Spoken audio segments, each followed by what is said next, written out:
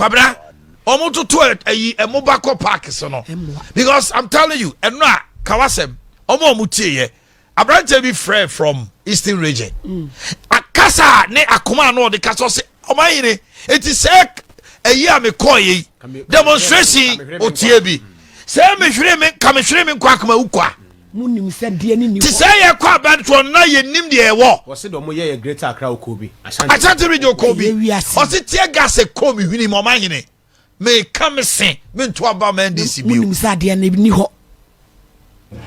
Why do we do this to ourselves? Now me feel say we cry no we no what say you get this or that say we bad and I say we jai because I say what tie ma nya dia me dia obenya. Oh yeah sure Bra emfa ho sa emfa ho because empanifo nyina sole atia no emfa ho ebi wo ho ase de yesu no ebi wo ho a nana kwasi mu ni o ai nana kwasi mu nyina hwe nana no mo to nyom tudire na mo ya we na ye de ba be hebi o na mfa ho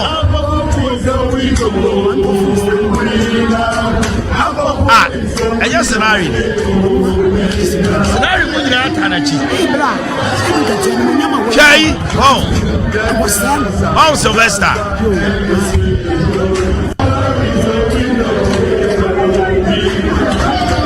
now mo first say that aso nyomre you guys go yes sir who production ya wo ye we mo first say that aso de mra I said look at your mind ebeba we can wait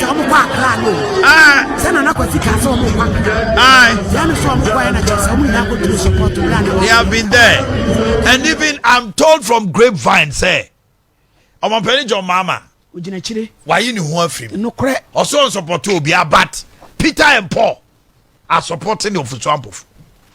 Peter and Paul mama and Paul Ibrahim there obi me but what I know from grapevine source no cannot fail say Peter and Paul oba penny your mama nuanom penifo mi no omota they are party big wigs omota official Ampofo echi eya ye say ase sekedompe onya echi eya yem say ase Asiedu nketia omusum ni fidie no atom sekedompe omo pekwa pam ni hwan ye omahu eye me say omo pe no kwamna eya yem say fidie na esum papa yo me hunu from different angles say bia na ntesa sa Ghana for ho say what trust Ghana ni bebre an hwe ma won sense fom dokore Ghana for ye yankofo bia wontimi predict the Ghana ni opese wo ye delegates are fucking yes and na said you be a city bi wo ha bodam ni kura bia wo sia bodam ni kura ba kura obitima san ho boko on fam but e bia wa adwem no de carry dey hu say bodam ni wonya ba yi a e bia wo de bebo me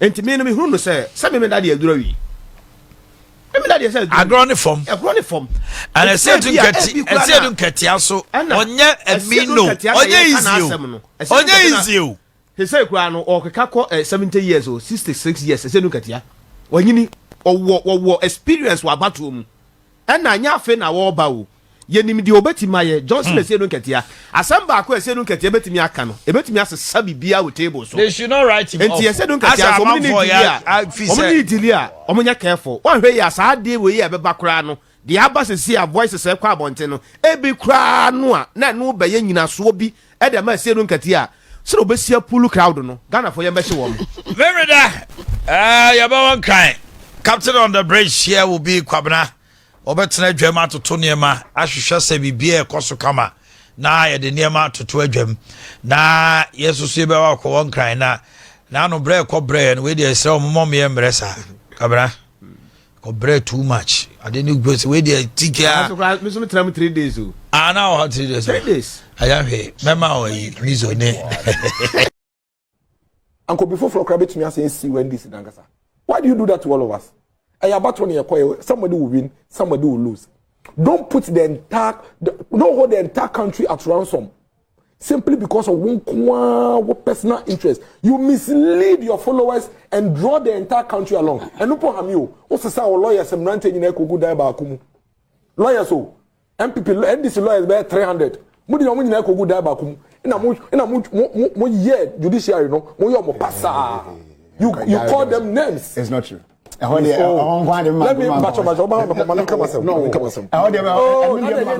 didn't we hear it? It was didn't we hear it when they came out? Didn't we hear all the things they said about the judiciary? I don't mean kind.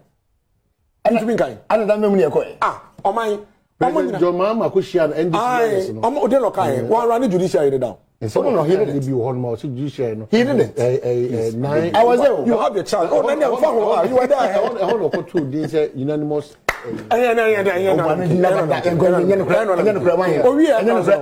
yes, I know there. We here no. And I say call UPSA. No, call unanimous. Now say call here another your friend saying conference. The point is that maybe the president was misled. Based on what they said, no, they said they said they were misled. It means that it was a boardroom decision to mislead their followers and the country. Because what he's saying is that you be saying any results. It's he decided yes, there will be a from common chachu.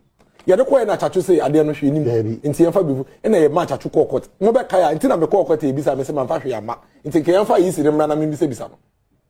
So they knew that you remember said one of the strongest point that was made in court by the MPP was that the NDC were there on a fishing expedition and they denied. You remember? And then the NDC consistently said, so long as Jan Mensa was not brought into the box, Nature said there's been some travesty of justice. and that Jan Mensa should be brought into the box. So the question, and the lawyer Seneca said, Debbie, this is a work as I do what's a maba.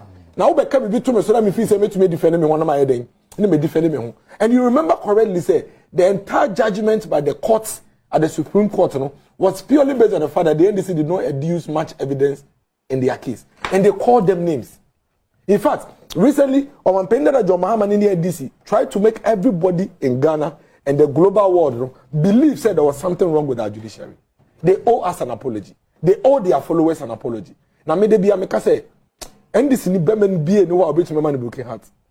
Because nemo mu to be so me when this one come ewu sade ya to me say me de ma ho de na makoma nyina edi party echi me want GDA say me party win elections ekura me ba me de wanu si ekura to me now fe last wa be gina manim ka chem say fe de obeso di chairman na mo opeso ka no kra bi kire me say ade na we ni nyina na opia me kogu abontin na say wo boa na de kum me kwa ma me trust the NDC followers me me so mo ye legends and say Asiedu keta kasa wie what is on bonse man hey the other boy mu nyina yi o kasa wie no say oh no mo ni evidence enti no okokot no ka chom so no ka oni hwe na oni de on twantro so kai o say me de mu ni say me twantro me ka che court ne say ma fa hwe ama no mo bonse pa hey